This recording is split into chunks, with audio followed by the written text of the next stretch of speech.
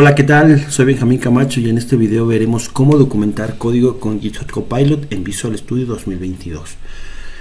Gran parte de la mayoría de nuestro tiempo como programadores pasamos manteniendo código o resolviendo errores. Una de las cosas que hace que el código sea más mantenible es la documentación. Hay mucho código que funciona, está en producción, pero no está documentado.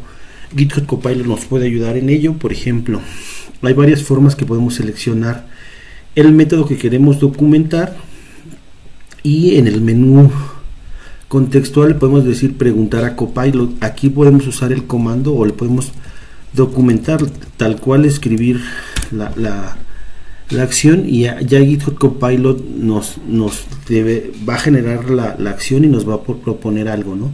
Entonces, si se dan cuenta, aquí lo hizo para los dos métodos, aunque yo solamente le mandé el contexto de uno, ¿no? Entonces, por ejemplo, lo voy a dar deshacer para mostrarles otra forma. Aquí en el chat de Copilot, bueno, aquí lo voy a limpiar y le voy a dar el comando que se llama doc y después le voy a decir con el gato para especificarle el programa.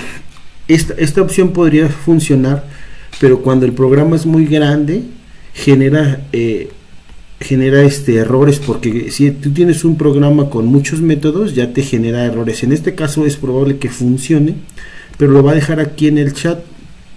Aquí hay una opción para insertarlo y entonces ya generó toda la documentación del método. Claramente habría que darle una revisada y es importante usarla con el control de código fuente para nosotros verificar los cambios que nos hace Copilot. Con estas dos opciones podrías documentar. Les digo que la opción de especificar el archivo en el doc o la opción derecha de preguntar a Copilot, pues los dos te generan la documentación. ¿Para qué otros casos usas Copilot?